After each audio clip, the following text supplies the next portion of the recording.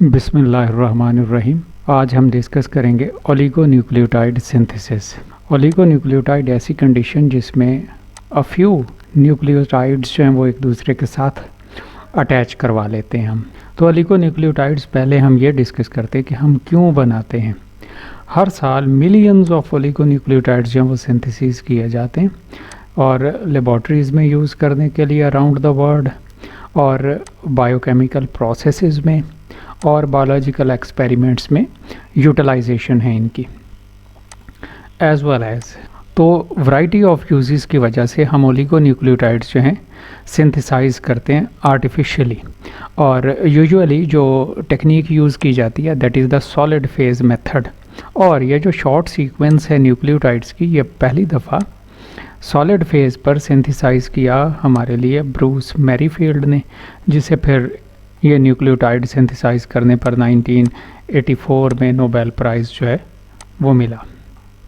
तो ये जैसे हमारा एक टिपिकल न्यूक्लियोटाइड है या एडिनोसिन मोनोफॉस्फेट न्यूक्लियोटाइड, जैसा हम जानते हैं एक उसमें नाइट्रोजन बेस है ये, और शुगर है pentose that is the ribose usually, और यहाँ हमने इसे रिप्रेजेंट किया डीऑक्सीराइबोज क्योंकि यहाँ पर इसमें हाइड्रोक्सिल ग्रुप या ऑक्सीजन एब्सेंट है सेकंड कार्बन पर, और फिफ्थ कार्बन पर यहाँ इसमें फॉस्फेट ग्रुप या मोनोफॉस्फेट ग्रुप जो है वो अटैच है।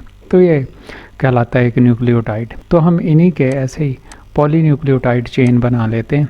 अब जब हम आर्टिफिशियली सिंथेसाइज करते हैं तो इसमें कोई डिस्क्रिमिनेशन नहीं है कि हम 3 एंड से 5 एंड की तरफ चलें या 5 एंड से 3 एंड की तरफ चलें। जैसा कि नेचुरली जो सिंथेसिस होती है डीएनए की या आरएनए की, वो हमेशा हमें पता है फ्रॉम 5 प्राइम टू 3 प्राइम होता है। तो आर्टिफिशियली जब हम सिंथेसाइज करते हैं तो 3 से 5 या 5 से 3 सिंथेसाइज किया जा सकता है इसको। यहाँ पर जैसे ये थर्ड कार्बन है, इससे न्यूक्लियोटाइड का जो कि अटैच है यहाँ पर अगले न्यूक्लियोटाइड के 5th कार्बन के साथ थ्रू दिस फॉस्फेट ग्रुप, तो ये डाई न्यूक्लियोटाइड, ट्राई, टेट्रा, पेंटा और पॉलीन्यूक्लियोटाइड या ओलिगोन्यूक्लियोटाइड्स जो हैं वो बन जाते हैं। तो केमिकली इन्हें कैसे सिंथेसाइज करते हैं ये हम देखते हैं। तो फर्स्ट थिंग जो कि रिक्वायर है हमें न्यूक्लियोटाइड सिंथेसिस में, वो तो है न्यूक्लियोटाइड्स। तो ये से हमारे पास न्यूक्लियोटाइड अवेलेबल हैं, और ये न्यूक्लियोटाइड्स जो हैं they are usually in the form of nucleoside के इनमें फॉस्फेट ग्रुप जो है वो प्रेजेंट नहीं है 3rd या 5th कार्बन पर। तो जब हम इस न्यूक्लियोसाइड को ऑब्जर्व करते हैं हम देखते हैं इसका ये जो 3 एंड हाइड्रोक्सिल ग्रुप है, तो हाइड्रोक्सिल ग्रुप होने की वजह से ये भी एक रिएक्टिव स्पीशी है। इसका 5th कार्बन पर मौजूद हाइड्रोक्सिल ग्रुप ये भी एक रिएक्टिव स्पीशी है, जबकि ये नाइट्रोजन जो कि नाइट्रोजनस बेस पर प्रेजेंट है तो ये भी रिएक्टिव है। तो ये इन 3 जगहों से मुख्तलिफ चीज़ों के साथ रिएक्ट कर सकता है। तो हमने सबसे पहले इन 3 साइट्स को बारी बारी करना है प्रोटेक्ट। तो नाइट्रोजन बेस की प्रोटेक्शन के लिए या इस नाइट्रोजन को प्रोटेक्ट करने के लिए हम यूज़ करते हैं बेंजाइल क्लोराइड। जैसे ये बेंजीन के साथ ये ऑक्सीजन क्लोरीन लगा हुआ है, it is called as benzyl chloride. तो ये जो बेंजाइल क्लोराइड है इसे जब हम अटैक करवाते हैं, और इस प्रोसेस को हम कहते हैं डीट्राइटाइलेशन। तो ये जो डीट्राइटाइलेशन का प्रोसेस है इसमें इन तीनों रिएक्टिव जगहों पर ऐड हो जाते हैं बेंजाइल क्लोराइड, और क्लोरीन जो है वो इनमें से हो जाता है release in the form of HCl। तो ये नाइट्रोजन बेस पर एक ऐड हो गया इस 3rd कार्बन पर हाइड्रोक्सिल ग्रुप पर, और एक और ऐड हो गया ये 5th कार्बन हाइड्रोक्सिल ग्रुप पर। यहाँ पर बस हमने ख्याल रखना है कि यहाँ पर ये हाइड्रोजन जो है यहाँ से भी एक, इस हाइड्रोक्सिल ग्रुप में से भी एक हाइड्रोजन जो है वो रिमूव हो जाएगा, यहाँ से भी एक हाइड्रोजन और यहाँ से भी ये हाइड्रोजन। तो ऑक्सीजन के थ्रू ये जो है वो ट्राइटाइलेशन हो जाएगी इसकी। नेक्स्ट है बेसिक हाइड्रेशन करते हैं हम इसकी। बेसिक हाइड्रेशन इस काम के लिए कि हमने सिर्फ फ़िलहाल नाइट्रोजन को प्रोटेक्ट करना है या नाइट्रोजन बेस को प्रोटेक्ट करना है, तो ये जो 5th कार्बन और 3rd कार्बन पर प्रेजेंट हैं हम इन्हें जो है वो रिमूव करेंगे। तो इसके लिए हम यूज़ करते हैं अल्कलाइन हाइड्रेशन। तो अल्कलाइन हाइड्रेशन में हम यूज़ करते हैं बेस NaOH। तो ये जो सोडियम फिनॉक्साइड की सूरत में ये वाला, और ये जो पोटेशियम हाइड्रोक्साइड की सूरत में ये वाला, तो ये जो सोडियम फिनॉक्साइड की सूरत में ये वाला, और ये जो पोटेशियम हाइड्रोक्साइड की सूरत में ये वाला, तो ये जो सोडियम फिनॉक्साइड की सूरत में ये वाला, तो ये जो एक ये 5वें कार्बन पर जो मौजूद था ये सोडियम फिनॉक्साइड की सूरत में रिमूव हो जाते हैं और रीजनरेट हो जाता है हमारे पास 3rd कार्बन हाइड्रोक्सल और 5th कार्बन हाइड्रोक्सल। अब सिर्फ जब हम इस मॉलिक्यूल को देखते हैं तो 5th कार्बन जो नाइट्रोजनस बेस है सिर्फ उसी पर ये फिनॉक्साइड ग्रुप जो है वो रह गया है, बाकी दोनों 5th और 3rd कार्बन पर जो थे वो रिमूव हो गए हैं ड्यू टू। नेक्स्ट स्टेप में हम प्रोटेक्ट करते हैं अपने 5th कार्बन को। तो 5th कार्बन की प्रोटेक्शन के लिए जो मॉलिक्यूल यूज़ करते हैं that is the 4,4 डाईमिथॉक्सी trityl chloride. ये जो 4,4 डाईमिथॉक्सी है इसमें भी चौथे कार्बन पर एक मिथॉक्सी, यहाँ पर भी चौथे कार्बन पर एक और मिथॉक्सी ग्रुप है, ट्राइटल क्लोराइड ये इतना मॉलिक्यूल। तो इसे हम पिरिडीन की प्रेजेंस में जब ऐड करते हैं तो पिरिडीन यहाँ से इन the form of pyridine chloride अलहदा हो जाता है, जबकि ये जो 4,4 डाईमिथॉक्सी ट्राइटल हैं वो ऐड हो जाते हैं यहाँ 5 कार्बन पर। तो 5 कार्बन एंड जो है दैट इज़ आल्सो प्रोटेक्टेड। अब ये जो 3rd कार्बन एंड है सिर्फ ये हमारा रह गया है और ये जो 3rd कार्बन एंड है ये यूजुअली यूज़ होता है for the attachment on the solid sport और ये भी जो है वो प्रोटेक्ट हो जाता है। फिर हम इसकी डी प्रोटेक्शन करते हैं for the attachment of the next nucleotide on it. तो नेक्स्ट वन है हम इसे ट्रीट करवाते हैं सक्सीनिक एनहाइड्राइड के साथ। तो जब सक्सीनिक एनहाइड्राइड के साथ ट्रीट करवाते हैं in the presence of pyridine again, तो सक्सीनिक एनहाइड्राइड जो है ये जो 3रे कार्बन पर हाइड्रोक्सल ग्रुप था हमारा, ये वाला प्रोटॉन जो है ये तो आ जाता है इस ऑक्सीजन के पास और यहाँ से हो जाता है बॉन्ड ब्रेक। तो बॉन्ड ब्रेकेज की वजह से ये वाला कार्बन जो है इस ऑक्सीजन के थ्रू अटैच हो गया ये 3rd कार्बन के ऑक्सीजन के साथ। आगे एक ये कार्बन अटैच हो गया, ये वाला, ये दूसरा कार्बन, ये तीसरा कार्बन आगे यहाँ पर अटैच हो जाता है और चौथा कार्बन और उस पर ये ऑक्सीजन, चौथा कार्बन ये उस पर ऑक्सीजन और ये हाइड्रोक्सल ग्रुप। ये हाइड्रोक्सल ग्रुप कहाँ से आ गया? ये जो ऑक्सीजन ने एक हाइड्रोजन या प्रोटॉन जो है वो एक्सेप्ट किया हुआ होता है। नेक्स्ट रिएक्शन में इसमें हम ऐड करते हैं ये डाईअमाइड और इस डाईअमाइड की एडिशन जो है वो यहाँ इस हाइड्रोक्सल ग्रुप पर होता है। तो यहाँ से ये प्रोटॉन जो है वो रिलीज़ होके इस एक नाइट्रोजन पर जाता है, ये वाला बॉन्ड भी इधर शिफ्ट हो जाता है जिससे यहाँ पर ये बन जाता है NH ग्रुप और ये जो ऑक्सीजन था हमारा इस हाइड्रोक्सल ग्रुप का, ये ऑक्सीजन जो है इस कार्बन के थ्रू अटैच हो जाता है। तो ये वाला हमारा ऑक्सीजन, उसके साथ ये डाईअमाइड का पहला कार्बन, उसके साथ ये नाइट्रोजन जो डबल बॉन्डेड है और उस नाइट्रोजन पर ये मिथाइल ग्रुप। इसी तरह से दूसरी साइड पर ये वाला जो नाइट्रोजन कंटेनिंग NH और CH3 ग्रुप जो है वो अटैच हो जाता है। तो तीसरे कार्बन पर भी ये अटैच हो गया डाईअमाइड की वजह से। तो 5वें कार्बन पर तो ये प्रोटेक्शन हमने लगा ली थी in the form of dimethoxy trityl chloride की सूरत में और ये BP प्रोटेक्टेड बेस या बेस प्रोटेक्शन हमने लगा ली थी सबसे पहले स्टेप में। तो अब तीनों जो हमारी साइड्स हैं वो वेल प्रोटेक्टेड हो गए। नेक्स्ट रिएक्शन में हम ऐड करते हैं इसमें नाइट्रोफिनॉल। ये जो नाइट्रोफिनॉल है इसमें प्रोटॉन जो है ये अटैक करता है। तो यहाँ पर ये नाइट्रोफिनॉल जो है अपने इस हाइड्रोक्सल ऑक्सीजन के साथ यहाँ इस कार्बन पर अटैक करता है, क्योंकि यहाँ पर जो कार्बन है वो होता है इलेक्ट्रोफिलिक और इस पर प्रेजेंट है चूँकि लोन पेयर, तो ये अपने लोन पेयर की वजह से होता है न्यूक्लियोफाइल। यहाँ पर ऑक्सीजन जब इसके साथ अटैक करता है तो ये वाला पूरा ग्रुप जो है ये डाईअमाइड का पूरा ग्रुप यहाँ से होता है रिमूव, इस तरह से कि ये हाइड्रोजन जो है ये इस नाइट्रोजन पर चला जाता है और यहाँ से ये जो डबल बॉन्डेड या डबल बॉन्ड का एक जो बॉन्ड था ये भी शिफ्ट हो जाता है नाइट्रोजन पर, तो यहाँ पर NH ग्रुप आ जाता है। ये रिमूव हो जाते हैं तो ये जो नाइट्रोफिनॉल था ये अपने ऑक्सीजन के थ्रू अटैच हो जाता है इस 3 एंड बेस के साथ। नेक्स्ट हम इस सारे मॉलिक्यूल को अटैच करवाते हैं इतने सारे को बेस पर।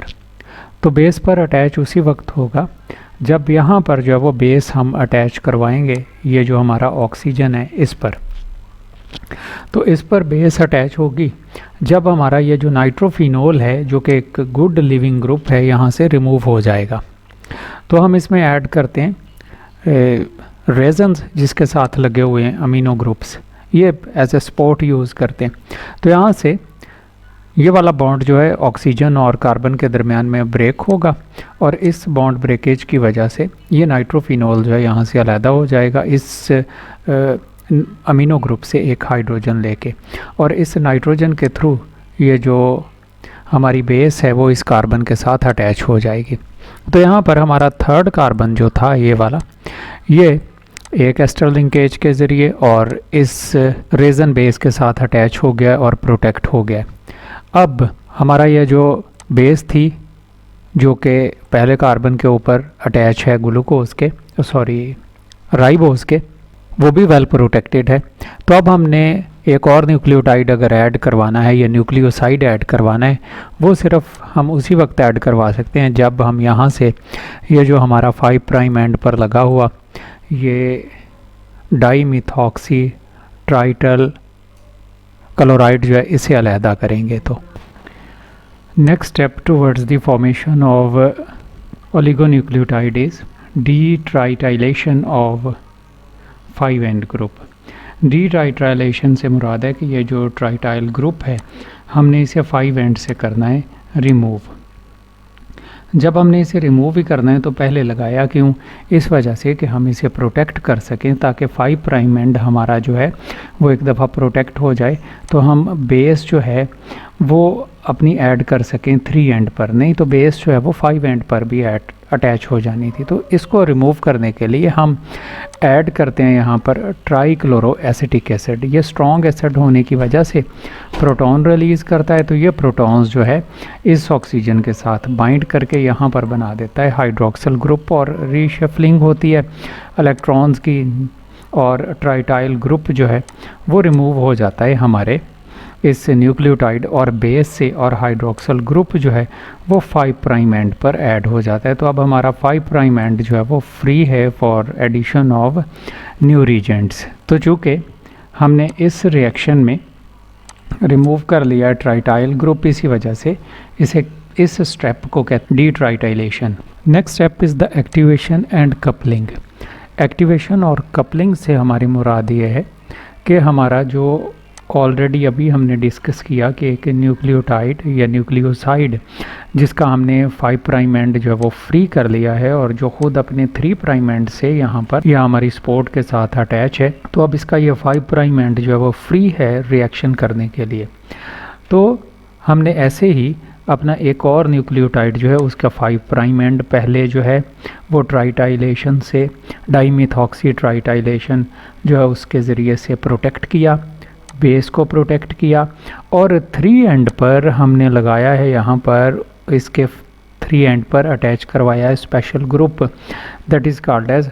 तो 3 प्राइम एंड जो है इसका यहाँ पर हमने अटैच करवाया है फास्फोरामिडाइड मोनोमर। अब हमने इस फास्फोरामिडाइड को यहाँ से रिमूव करना है ताकि ये वाला ऑक्सीजन जो है यहाँ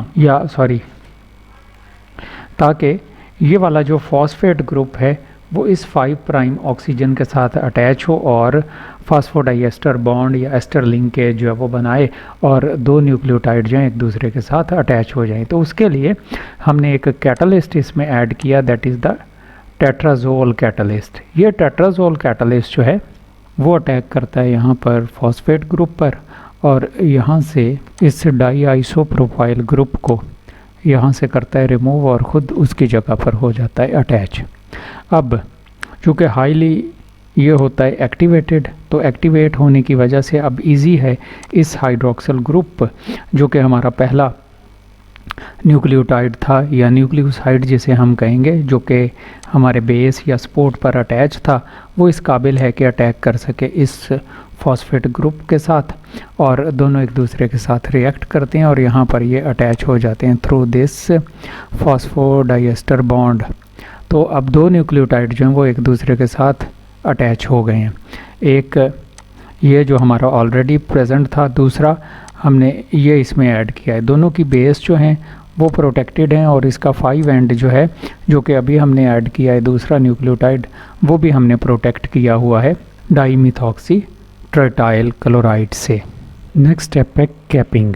कैपिंग ऐसा स्टेप जिसमें हम कुछ जो अनरिएक्टेड फ्री हाइड्रोक्सिल ग्रुप हमारे पास बच गए हैं, चूँकि रिएक्शन जो है वो 100% कंप्लीट नहीं होता, तो 100% रिएक्शन कंप्लीशन से हमारी मुराद ये है कि कुछ ना कुछ ये जो बेस के साथ लगे हुए हमारे न्यूक्लियोटाइड्स हैं, इनमें ये जो 5 प्राइम हाइड्रोक्सिल ग्रुप है ये सारे के सारे रिएक्ट नहीं करते, तो कुछ रह जाते हैं फ्री। तो ये फ्री जो हैं फिर नेक्स्ट स्टेप में हमारे लिए प्रॉब्लम क्रिएट करते हैं। और दूसरा, सम टाइम ये एक न्यूक्लियोटाइड बेस जो है फिर हमारे ओलिगोन्यूक्लियोटाइड में ऐड नहीं होगी, जिस वजह से एक डिलीशन म्यूटेशन जो है वो आ जाएगी कि एक बेस जो है वो कम ऐड होगी अगर एक न्यूक्लियोटाइड ये वाला जो है ऐसी अनरिएक्टेड रह जाए। तो ये जो अनरिएक्टेड हैं ये समटाइम्स रिएक्ट करते हैं विद अनकमिंग फॉस्फोरामिडाइड के साथ, और ओलिगोन्यूक्लियोटाइड जो हैं वो फिर उनमें जैसे अभी हमने डिस्कस किया कि एक बेस जो है वो कम रह जाएगी तो डिलीशन हो जाएगी। तो इसको ब्लॉक करने के लिए हम इसका जो 5 हाइड्रोक्सिल एंड है वहाँ पर कैप ऐड करते हैं, और कैपिंग के लिए हम यूज़ करते हैं 2 सॉल्यूशंस। और 2 सॉल्यूशंस भी कौन से, एक तो है एसिटिक एनहाइड्राइड ये, और दूसरा है एन मिथाइल एमाइडाजोल। ये जो एन मिथाइल अमाइडाजोल, तो रिएक्शन करवा के हम यहाँ पर असल में ऐड कर रहे हैं एक एसिटाइल ग्रुप, और ये जो एसिटाइल ग्रुप है ये इस 5 प्राइम हाइड्रोक्सिल ग्रुप को बना देता है इनर्ट, ताकि ये सब्सिक्वेंट रिएक्शंस में वो हमारे लिए डिस्टरबेंस ना क्रिएट करे।